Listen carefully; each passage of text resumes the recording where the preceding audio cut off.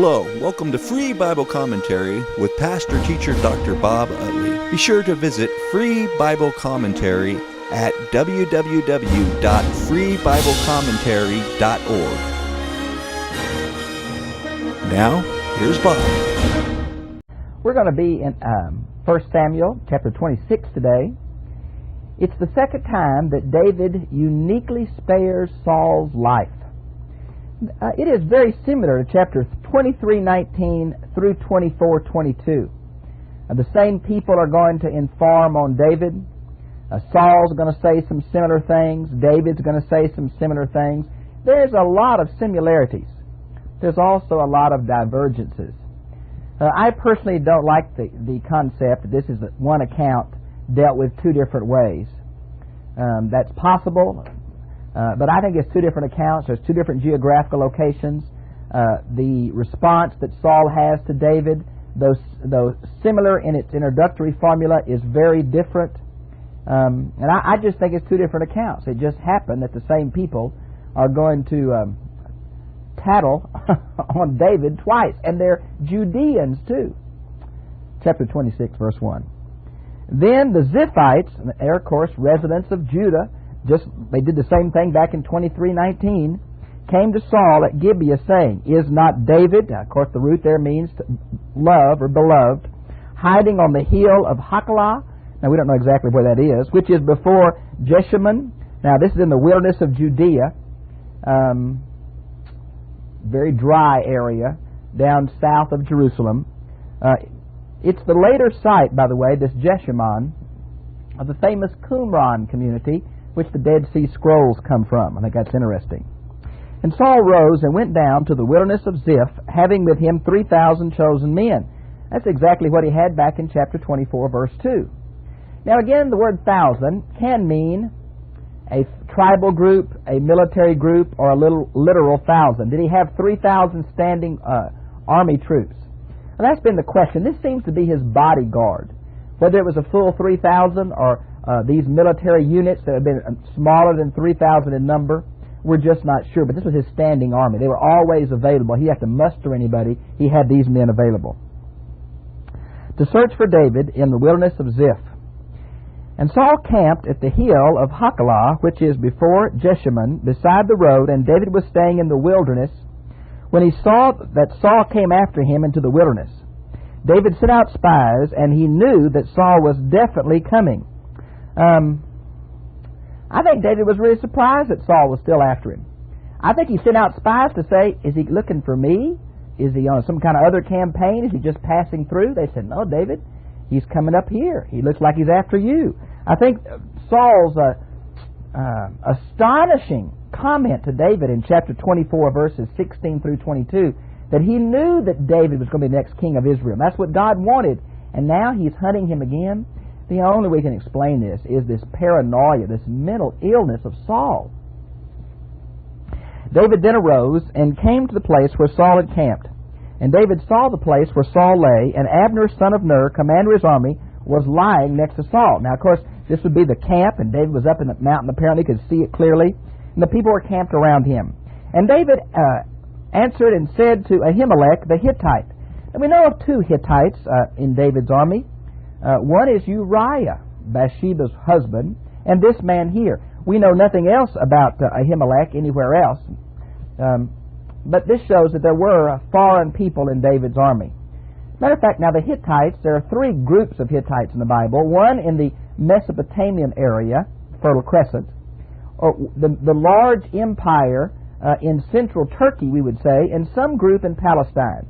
Now, whether the group in Palestine was an offshoot of the one in Turkey or the one in Mesopotamia, we're not sure, but here were two men of that group. Okay. And to Abishai, the son of Zuriah, Joab's brother. Now, this means that that Joab and this guy are related, and apparently related to David. Listen to this. We know this man's a warrior from 2 Samuel 23:18. We also know that he is the son of David's sister. So you might want to see 2 Samuel 17:25 and compare that with 1 Chronicles 2:16. So these are close relatives. There's three of these brothers, and all of them are very outstanding warriors, and Joab would even become commander of David's army. And Abishai said, I will go down with you. Ahimelech wanted nothing to do with this. This kind of reminds you of what Gideon did when he went down into the camp of the Midianites and God confirmed him. This kind of same kind of thing. And David said to Abishai, came to the people by night, and behold, Saul lay sleeping inside the circle of the camp with his spear stuck in the ground at his head. Now the significance of that is that this spear seems to be a symbol of his royal position. You might want to see 19:9, 22:6, 2 Samuel 1:6, and it's mentioned again in chapter 26:22. Others say this spear may have brought back connotations of Saul trying to kill David. It's with this spear that he tried to do it, and that's found in 18, 10, and 11, and 19, 19, and 20. So this spear had some connotations. Even in today, the Bedouin tribes, you can tell which tent is of the Bedouin leader by a spear stuck in the ground by that tent. And so it's obviously something very common in the ancient Near East. And Abishai said to David, now look at verse 8 if you would. Today God has delivered your enemy into your hand. Now this is very similar to what was said to David by his companions back in chapter 24 verse 4 about killing Saul in the cave. These men thought it was God's will that David take advantage of the situation and kill Saul. Now that just shows they didn't know what God's will was. They're using God's name. They think they're saying good religious advice, but the truth is they're kind of acting like Peter did to Christ in Matthew chapter 16. They're not saying what God wants. David seems to be confirming the fact that he will not raise his hand against God's anointed. And here's some of his inner circle encouraging him to kill Saul and claiming it's the Lord's will. But David said to Abishai, do not destroy him, for who can stretch out his hands against the Lord's anointed and be without guilt? Go back to chapter 24, 6 and 7, the same thing he said to this same suggestion then. This is what David says in verse 10. And David also said, as the Lord lives. So this oath has been used over and over in the historical books. I think it goes back to the covenant name for God, Yahweh, which is the word Lord in all caps you see in this verse. It's from the Hebrew verb to be. Now we'll see Exodus 3:14, I am that I am. And it means I'm the ever-living, only living God. Now there are either one or two ways to take this. Either he's saying God's going to kill him one of two ways, or he's saying there's one of three ways his death's going to happen. Here it is. Surely the Lord will strike him. That's one possibility. Number two, his day will come that he dies. He'll die a natural death. Or number three, he will go down to battle and perish. And that's exactly what he does in chapter 31, 3 through 6. Now some interpreters say the Lord's going to do this in two ways. Others say David's maybe given three options. God's going to do it in a supernatural way. He's just going to grow old and die, or he's going to die in battle. I think the three, because the construction in Hebrew seems to have the conjunction or here. Verse 11, the Lord forbid that I should stretch out my hand against the Lord's anointed. This very same thing was said in chapter 24, verse 6 and verse 12. The Lord forbid. But now please take the spear at his head and the jug of water. Now he wanted to take a special sign to show Saul that he had the ability to kill him, but he did not.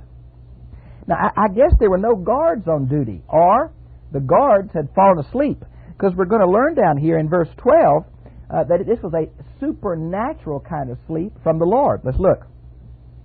So David took the spear and the jug of water from beside Saul's head, and they went away. And look, here's three things. Number one, no one saw. Number two, no one knew it. And number three, no one did awake. So they were all asleep. Now look at this. Because a sound sleep, or an intense sleep, from the Lord had fallen on them. My goodness. Now remember earlier, back in chapter 19, David was delivered from Saul by the prophets. The prophets, when somebody came, he sent two different groups, and they both prophesied, and David got away. Saul finally went himself, and David prophesied with the prophets. Find that back in 19:23 through 24. And so God delivered him through him getting caught up in this worship, ecstatic worship again. Here God delivers him by this supernatural sleep. Notice it's a natural kind of thing. It's not supernatural in the sense of what happened. They went to sleep. But the timing and intensity seem to be supernatural. So David crossed over the other side and stood on top of the mountain at a distance with a large area between them. Now, I want to say, although the Lord caused a supernatural sleep to fall upon the camp, that didn't mean that David could holler in Saul's ear and stay in the camp. He got a long way away before he hollered to Saul. Now, there's something of prudence in there. I think we can test the Lord's provision sometime, and David didn't do that. I think he was grateful that God supernaturally called this sleep, although David didn't know it was God that caused that supernatural sleep, I don't think then. So he gets a long way away before he hollers and wakes them up. And don't take advantage, I guess, of God's provision and care, is what I'm trying to say.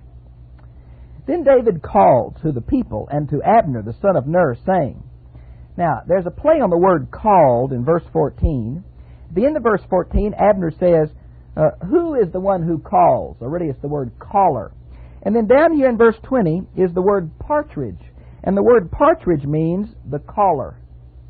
And I think there's a real play on that word partridge. And when I get to verse 20, I'll deal with it. But why does David call to Abner? Well, Abner, of course, was Saul's uncle. We'll see chapter 14, 50, and 51. Why call to Abner and not call to Saul? Well, David is going to kind of say something ironical to Abner. He's going to say, Abner, you're a great military person. There's no one like you in all of Israel. But you should have guarded the king better.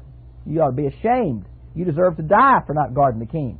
Now, the whole thrust of this is, Abner, you have all kind of military skills. You're a very conscientious person. We know you love your relative. But even you, Abner, with all of your giftedness, couldn't protect Saul, because God's against Saul, Abner, and God's with me. Now that's what the thrust of this seems to be. And that's what David says in verse 15. When he says, who is like you in all of Israel, you might want to see 2 Samuel 3, 31 through 38, kind of a benediction to his life. Abner will be killed by Joab because Abner kills one of these three brothers. So Abner will get revenge. And this thing, let's see, I'm in verse 16. And this thing that you have done is not good. As the Lord lives, all of you must surely die. What does that mean? Well, because they didn't take care of Saul. Because you did not guard your Lord, the Lord's anointed. And by that, right there in verse 16, you see the word Lord with a little L and the word Lord with a capital L. This little L is the one that means the master, owner, and the other one is the word for Yahweh. Here they are right together. See now where the king's spear is, and a jug of water at his head. And obviously he's making fun of the fact that he was right there in the camp, and no one saw him, and no one stopped him. Now, verse 17. And Saul recognized David's voice. This is very similar. Chapter 24, verse 16. Very same thing happens. Is this your voice, my son David? And David said, it is my voice, my lord the king. And he also said, why then is my lord pursuing his servant? For what have I done, or what evil is in my hand? David saying, why are you pursuing me? Well, I think the real problem was that David had these 600 men, started out with 400, had grown down to 600. Saul was afraid of him. Saul doesn't bring this up. But these David, being in the land with 600 men, caused a pretty threat to this paranoid, mentally ill king. Look at verse 19. Now, therefore, please let my lord the king listen to the words of his servant. All right? I think chapter 16, 19, and chapter 27, verse 8, and I hope you'll look over there right now, is trying to do something I want to point out to you before I go any further. This was written about the rise of David to place of power in Israel. David wanted to make real sure that he was not caught in any way in being guilty for Saul's death, or doing anything evil to Saul, or doing anything to hurt the Israelis. And so 19 and 27 are attempting to show that David's time with the Philistines was caused by Saul, verse 19, chapter 26, and that while he was with the Philistines, he didn't hurt any of Israel's people. And that's what chapter 27:8 is all about. I think it's the purpose of the author here. Therefore, please let my lord the king listen to my words. Number one, if the Lord has stirred you up against me, let him accept an offering. But if it is men, cursed are they before the Lord, for they have driven me today that I should have no attachment with the inheritance of the Lord, saying, go serve other gods. Now, this is kind of important. The first reason that David puts forward why Saul should be pursuing him is that the Lord has caused it. Now, some commentators say that David's saying, if I've done something wrong, please forgive me and let's offer a sacrifice. I don't think that's at all what this is talking about. I think it's referring to that evil spirit of the Lord that came upon Saul back in chapter 16, verses 14 through 16. David's saying, Saul, you've done this because of your mental state. If you have, maybe you could offer a sacrifice and the Lord would help you get over this paranoia, depression. Number two, Saul, if there's some of your men that are bad-mouthing me to you that cause you to do this, may they be cursed by God, is the implication. Now, who could that have been? Well, it makes you wonder why David addressed Abner instead of Saul earlier in this chapter. And many have assumed that Abner was the anti-David person at court. We can't be sure of that because later on, Abner will come to David when he's king, and David will accept him friendly. So that doesn't make a whole lot of sense, but David thinks he has some enemies at court, maybe, and probably from the Benjamite tribe.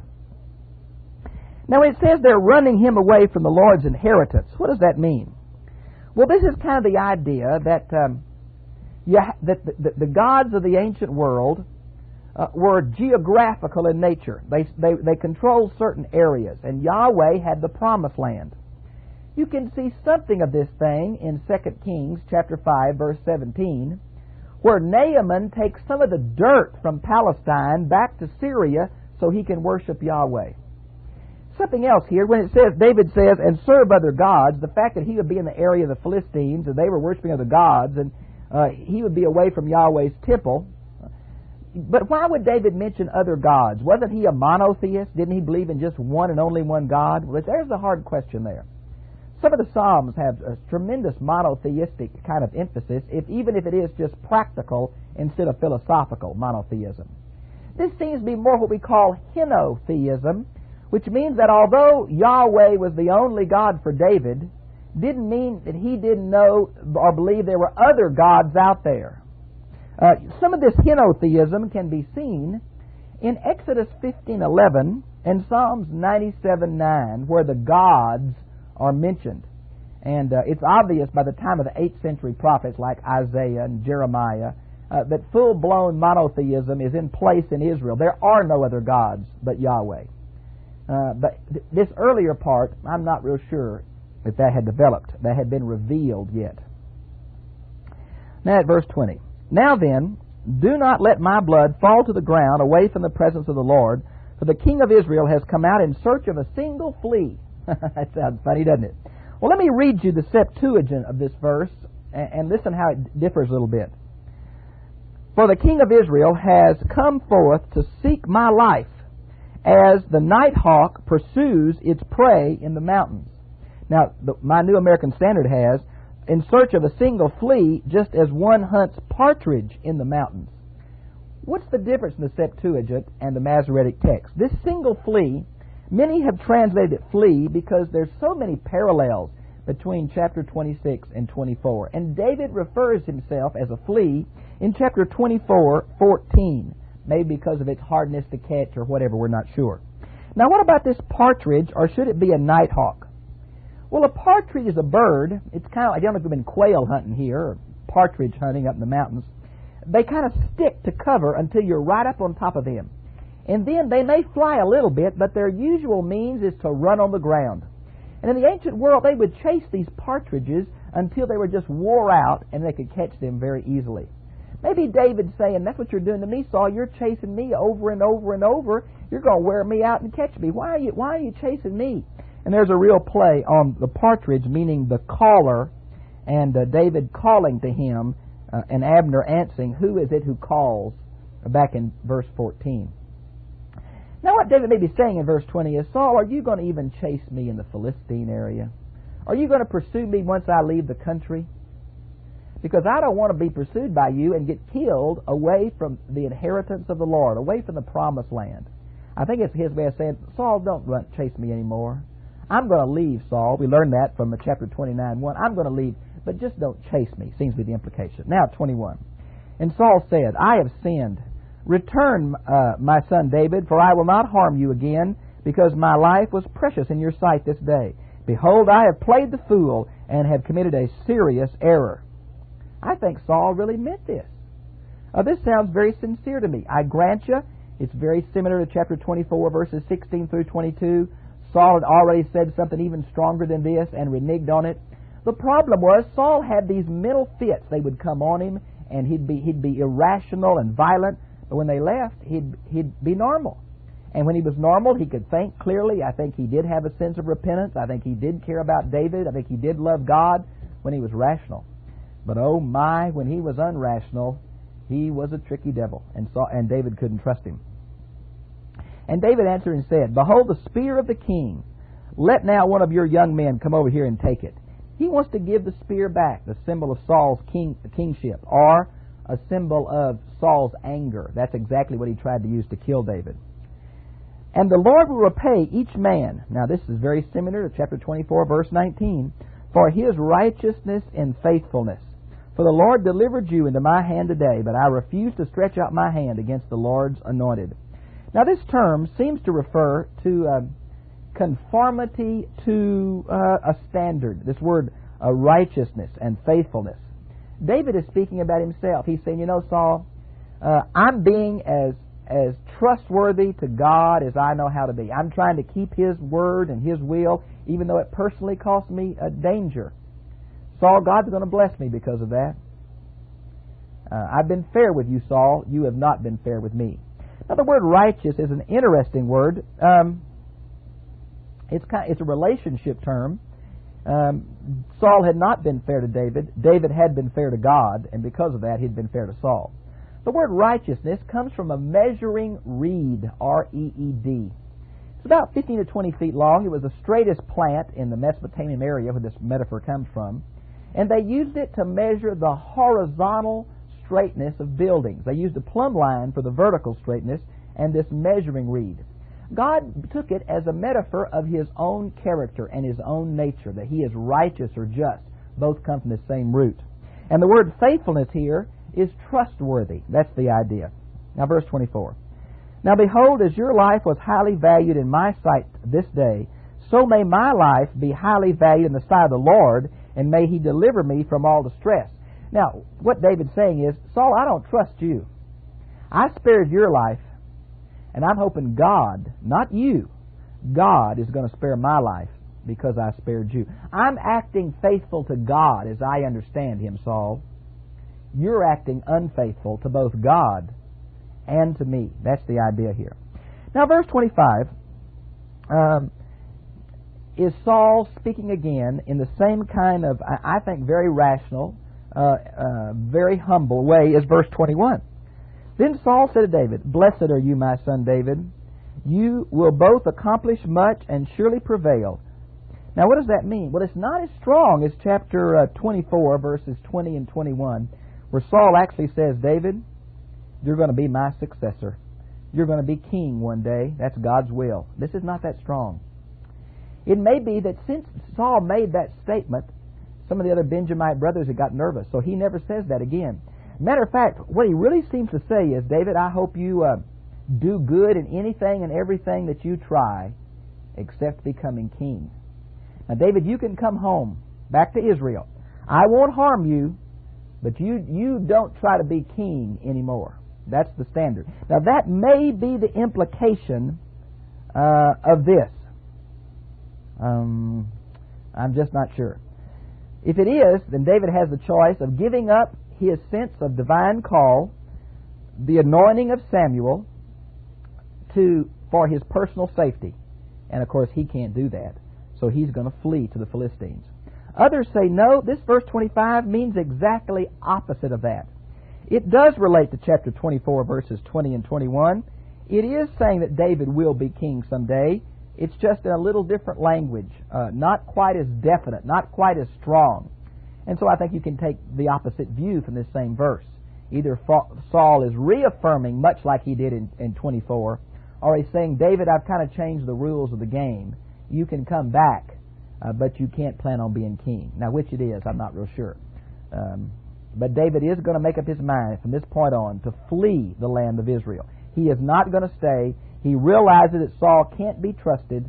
This mental illness, this paranoia, this schizophrenia, this manic depressant comes on this man, and he can't be trusted. He even acts violently toward the priest of Nob, toward his own family. Tried to kill David twice at court, and though he made a deal and said, "I'm sorry, I won't chase you anymore," here he is chasing him again.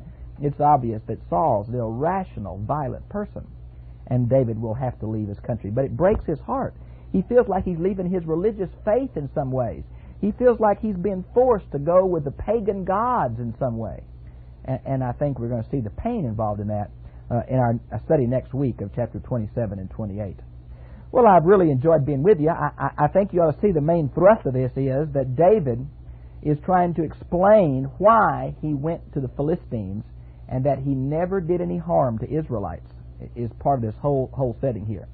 Well, I've enjoyed being with you. I hope you have a great day. And please pray for me as I study. And thank you for watching us week by week. And I just hope the Lord blesses you real good. Have a good day.